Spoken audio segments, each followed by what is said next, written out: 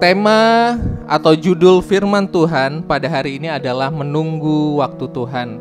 Sekali lagi, tema atau judul firman Tuhan hari ini adalah menunggu waktu Tuhan. Pertanyaan besar yang saat ini saya percaya kita semua mengalaminya adalah kapan pandemi ini akan berlalu? Sampai kapan kita harus menunggu? Dan saya percaya bahwa pertanyaan ini pasti ada di dalam benak kita masing-masing. Kenapa Bapak Ibu? Karena di dalam kehidupan ini saya percaya pasti akan terpengaruh pekerjaan kita, pelayanan kita, perekonomian kita, karena situasi dan kondisi pandemi saat ini.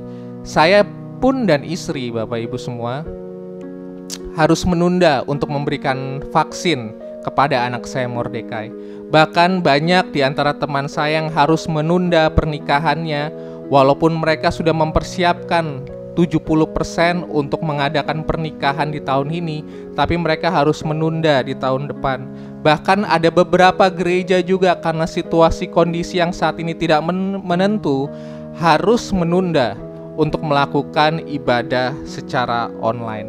Dan saya mau katakan bahwa menunggu bagi saya adalah pekerjaan yang paling tidak menyenangkan. Apalagi menunggu untuk sesuatu jawaban yang tidak pasti dan tidak jelas. Tapi saya percaya di tengah masa-masa penantian saat ini, firman Tuhan akan menguatkan kita untuk selalu tetap percaya dan berharap bahwa semuanya akan indah pada waktunya. Kita buka Pengkhotbah 3 ayat 11. Kita buka Pengkhotbah 3 ayat 11. Saya akan bacakan ayat ini 2 kali untuk Bapak Ibu semua. Ia membuat segala sesuatu indah pada waktunya. Bahkan ia memberikan kekekalan dalam hati mereka. Tetapi manusia tidak dapat menyelami pekerjaan yang dilakukan Allah dari awal sampai akhir. Saya ulangi sekali lagi. Ia membuat segala sesuatu indah pada waktunya. Bahkan ia memberikan kekekalan dalam hati mereka.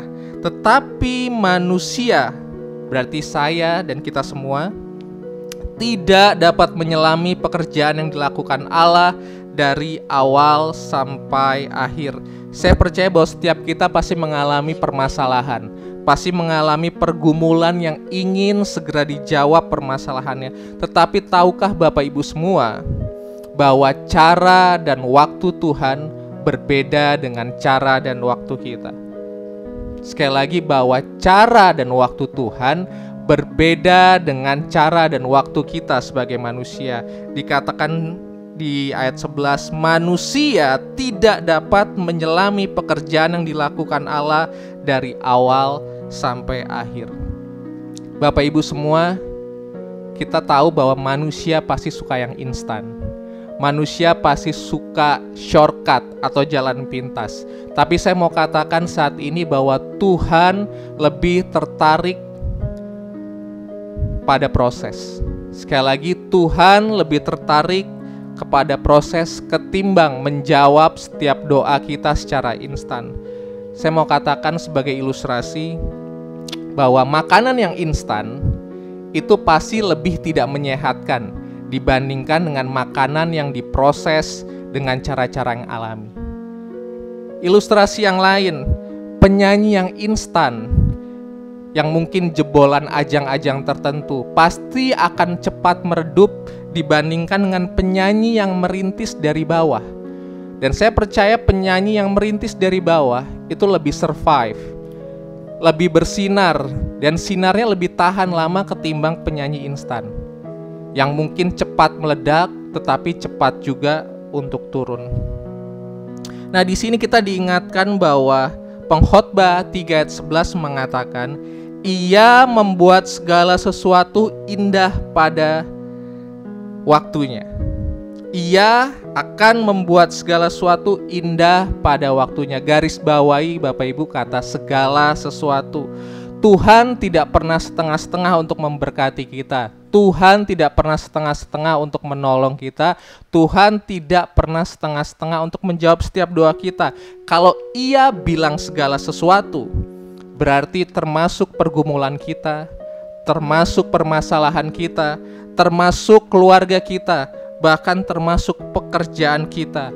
Tapi di sini Bapak Ibu dikatakan bahwa tunggu waktu dan cara Tuhan. Tetaplah percaya dan berharap bahwa waktu Tuhan pasti yang terbaik. Nah, saat ini kita akan belajar, ada 3 hal yang ingin saya bagikan secara singkat. Mengapa kita harus menunggu waktu Tuhan? Sekali lagi, mengapa kita harus menunggu waktu Tuhan? Kita buka Yesaya 40 ayat 31.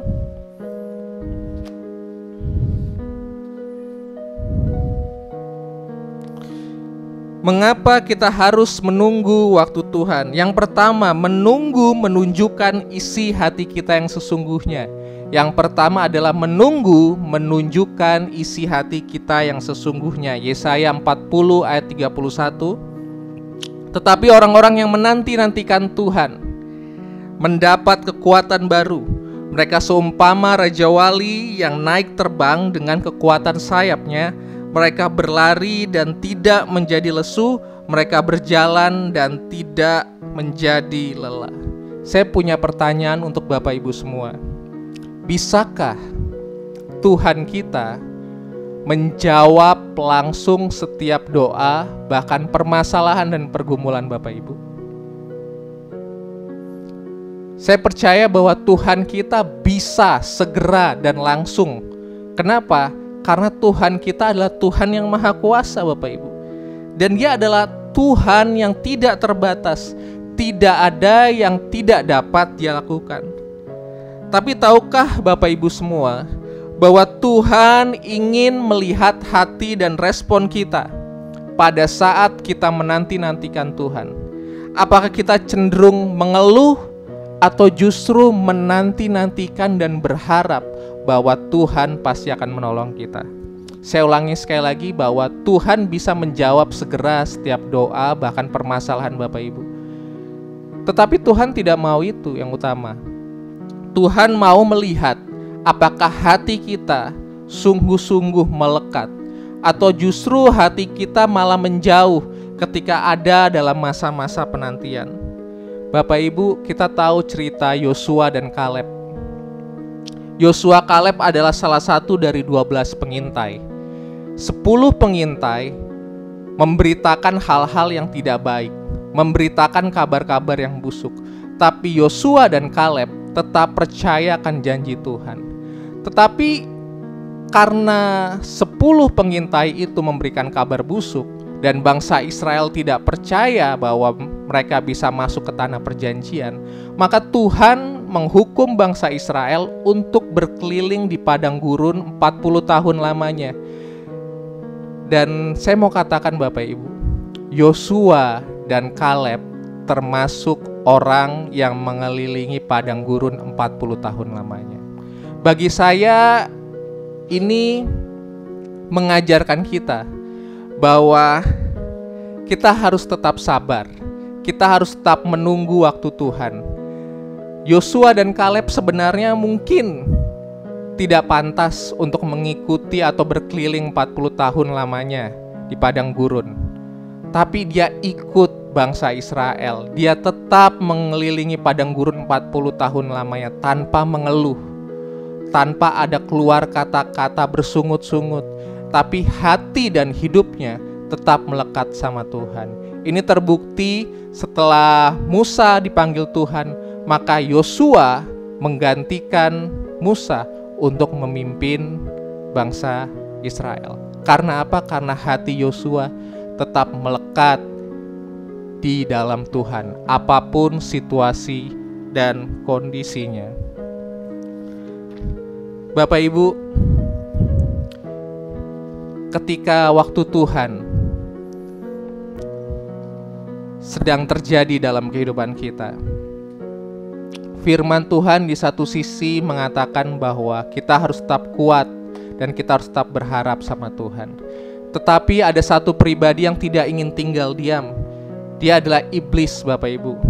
Iblis akan membuat hati dan respon kita menjauh dan meragukan Tuhan dan firman-Nya. Iblis akan membuat kita bertanya, kapan Tuhan? Kapan, dan kapan? Kapan Tuhan menjawab doaku? Kapan pergumulanku selesai?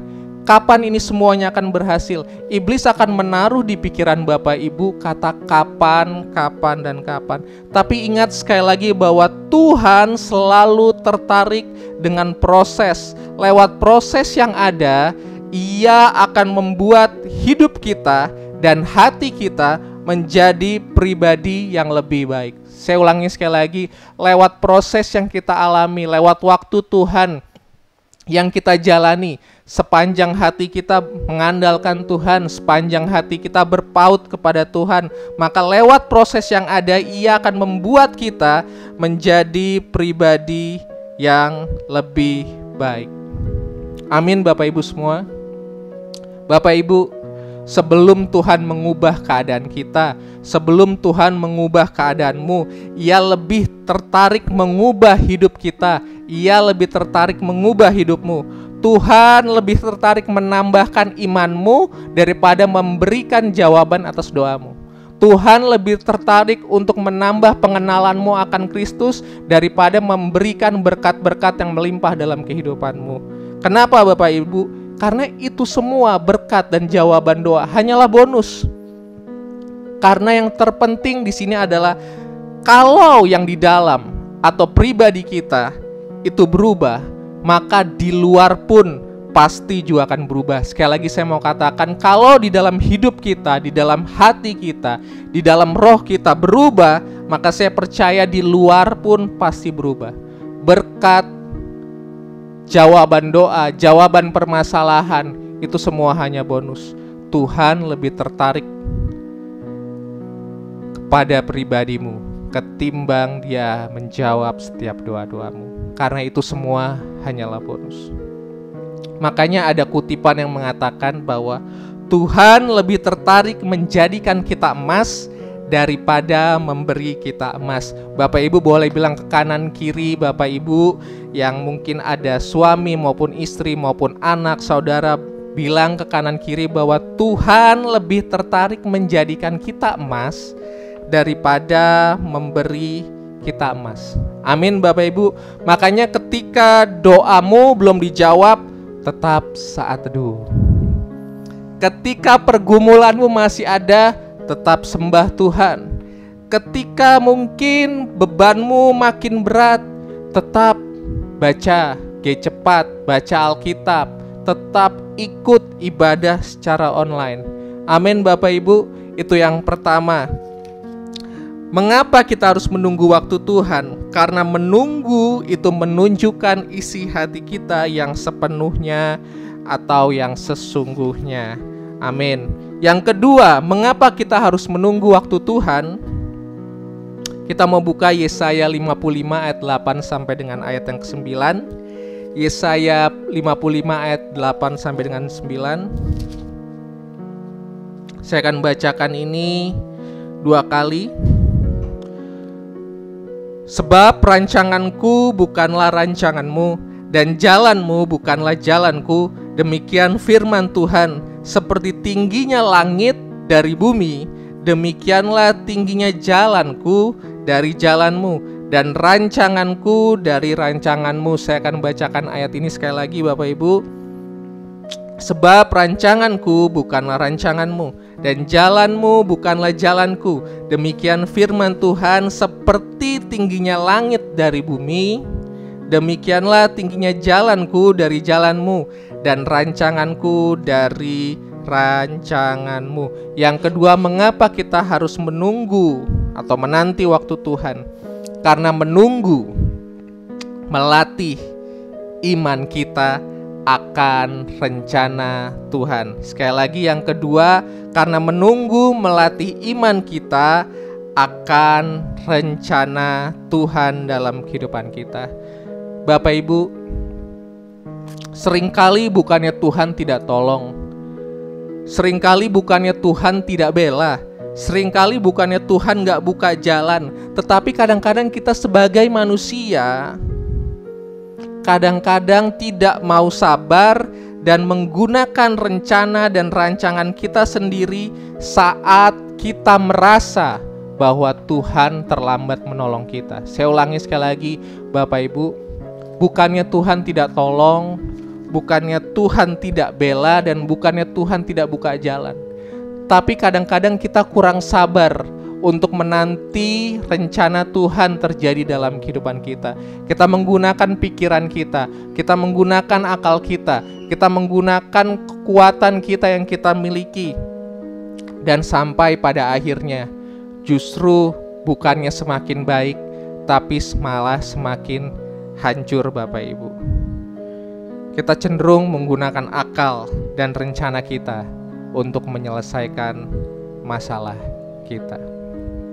Bapak Ibu, terkadang saya berpikir manusia itu aneh sebenarnya. Dan saya manusia. Karena saya suka berpikir dalam kehidupan saya sebagai manusia. Kadang-kadang manusia itu aneh juga ya. Kenapa? Karena mereka tahu bahwa mereka itu terbatas.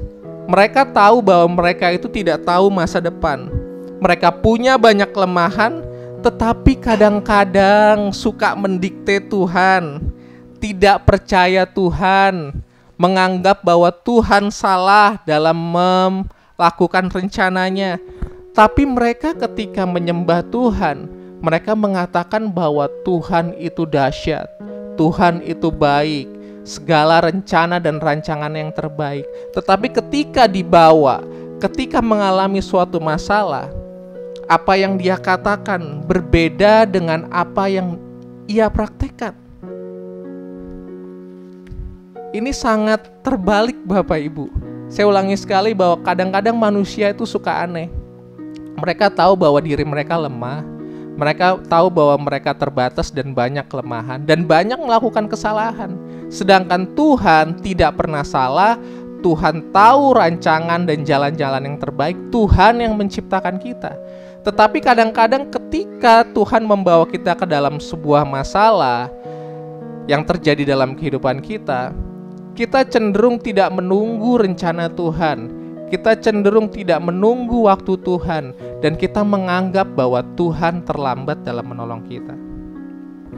Tapi saya percaya jemaat keluarga Cemerlang tahu pasti siapa Tuhan mereka yang ada di dalam Kristus Yesus, yang tidak pernah salah, yang jalan-jalannya ajaib, dan tidak pernah gagal membawa hidup kita dari awal sampai akhir, dari kemenangan kepada kemenangan, dari kemuliaan sampai kepada kemuliaan. Beri tepuk tangan dulu Bapak Ibu untuk Tuhan kita Yesus Kristus.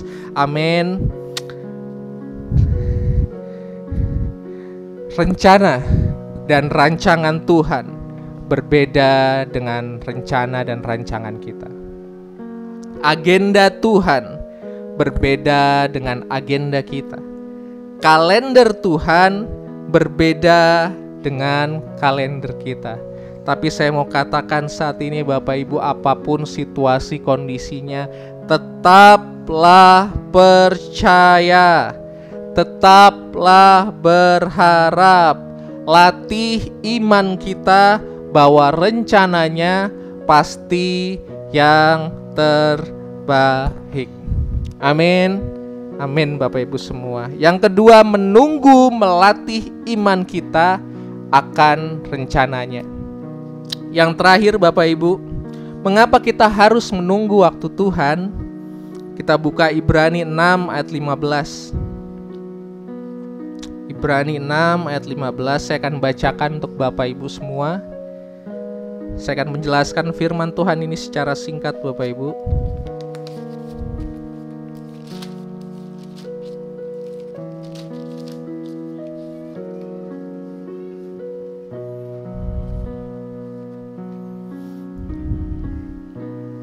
Ibrani 6 ayat 15. Abraham menanti dengan sabar dan dengan demikian ia memperoleh apa yang dijanjikan kepadanya. Sekali lagi, Abraham menanti dengan sabar dan dengan demikian ia memperoleh apa yang dijanjikan kepadanya. Bapak Ibu, poin yang ketiga, mengapa kita harus menunggu waktu Tuhan? Karena menunggu waktu Tuhan, sekali lagi, karena menunggu waktu Tuhan akan membuat kita menerima lebih besar dari yang kita harapkan. Sekali lagi yang ketiga, karena dengan menunggu waktu Tuhan, kita akan menerima lebih besar dari yang kita harapkan. Bapak Ibu tahu kisah Abraham, benar kan? Abraham menunggu Ishak 25 tahun lamanya. Tetapi dalam proses menunggu 25 tahun lamanya, Abraham dan istri sempat mengandalkan pemikiran dan akal budinya, dan akhirnya mengambil Hagar. Sehingga ketika Abraham mengambil Hagar sebagai istrinya, maka lahirlah Ismail. Tapi saya mau katakan bahwa itu bukan anak perjanjian. Anak perjanjian tetaplah Ishak, anak yang dijanjikan Tuhan dari Sarah, Bapak Ibu.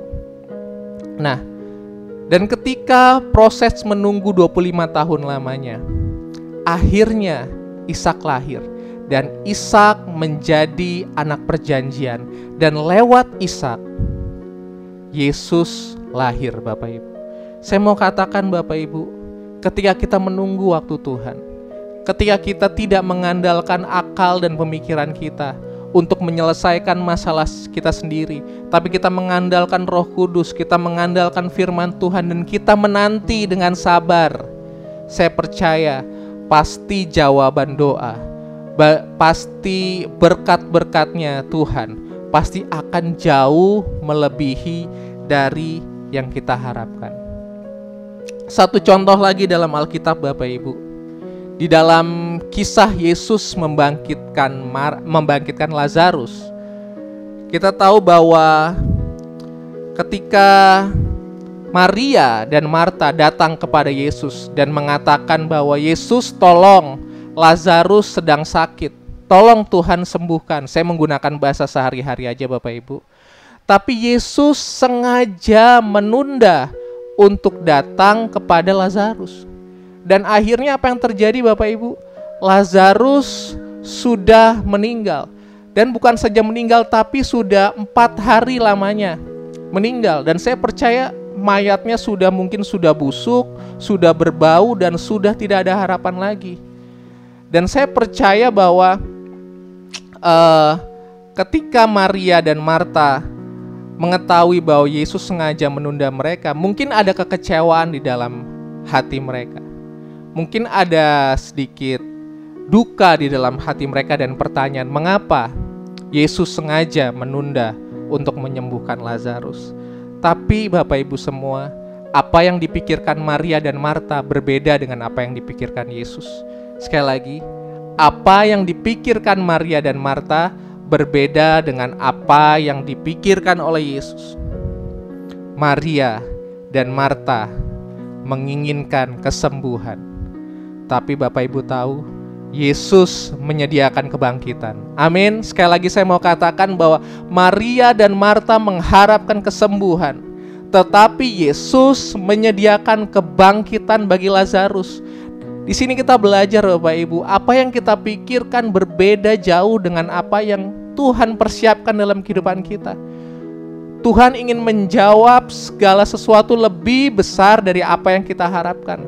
Tuhan ingin menjawab doamu lebih dari apa yang kamu doakan. Tuhan ingin memberikan berkat dan mukjizatnya jauh melebihi apa yang kau butuhkan dan kau harapkan, Bapak Ibu. Tapi di sini kita belajar, marilah kita menunggu waktu Tuhan. Marilah kita menunggu waktu Tuhan. Sekali lagi, Maria dan Marta mengharapkan kesembuhan, tetapi Yesus menyediakan kebangkitan. Berikan tepuk tangan buat Tuhan kita Yesus Kristus, Bapak Ibu. Ya, kita percaya kita pasti diberkati oleh firman Tuhan hari ini.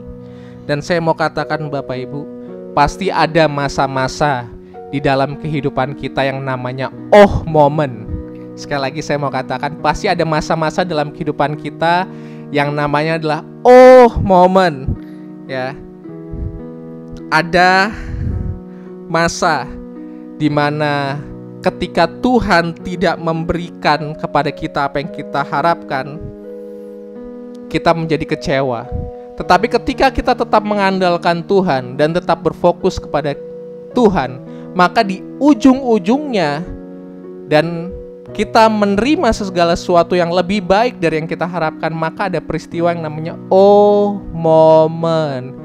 Oh, untung ya Tuhan gak kasih pekerjaan itu. Ternyata beberapa bulan kemudian pekerjaan itu bangkrut, perusahaan itu bangkrut. Oh, kenapa Tuhan gak kasih rumah yang saya idam-idamkan padahal saya udah punya uangnya? Kenapa seakan-akan Tuhan menutup jalannya? Tiba-tiba setelah beberapa bulan kemudian kita tahu bahwa oh, ternyata rumah itu surat-suratnya gak benar. Di sini pas kita pernah mengalami Bapak Ibu hal-hal seperti itu. Hal-hal yang saya katakan sebagai oh moment. Dan endingnya kita akan bilang, terima kasih Tuhan. Terima kasih Tuhan Yesus. Thanks Jesus. Kamsya Tuhan Yesus. Ada momen-momen di mana Tuhan tidak memberikan atau menjawab doa kita. Karena Dia tahu kalau Dia menjawab doa kita, maka itu akan mencelakakanmu, atau itu akan membuat engkau jauh daripada Tuhan. Tapi di satu sisi yang lain Bapak Ibu, kenapa Dia gak menjawab doamu? Karena Dia sudah menyiapkan jauh lebih besar dari yang kita harapkan. Sekali lagi saya ulangi Bapak Ibu, kadang-kadang Tuhan tidak menjawab setiap doa kita, karena Dia tahu ketika Dia menjawab doa itu, maka doa itu akan mencelakakan hidupmu dan membuat engkau jauh dari Tuhan. Atau di sisi lain, kenapa Tuhan tidak menjawab doamu? Karena Tuhan rindu ingin memberikan jauh lebih baik daripada yang kau harapkan Bapak Ibu. Seperti contoh yang tadi saya katakan, Tuhan gak kasih pekerjaan yang kita mau. Tiba-tiba kita tahu dengar kabar bahwa perusahaan itu bangkrut atau perusahaan itu tidak baik. Dan setelah kita mengetahui itu, kita dapat pekerjaan yang baru dan kita mengerti, oh kenapa Tuhan gak jawab doaku? Oh kenapa Tuhan gak kabulkan doaku untuk masuk perusahaan itu? Dan akhirnya sekali lagi saya mau katakan, kita hanya bisa bilang, oh gini toh rencana Tuhan. Oh ini toh cara Tuhan. Terima kasih Tuhan. Selalu ada momen Bapak Ibu. Selalu ada momen di mana kita mengatakan oh, dan akhirnya Tuhan Yesus terima kasih bahwa rencana dan waktumu adalah rencana yang terbaik. Sekali lagi Bapak Ibu, waktu Tuhan pasti yang terbaik dan terindah. Percayalah kepadanya, andalkan Dia, dan berjalanlah bersamanya. Engkau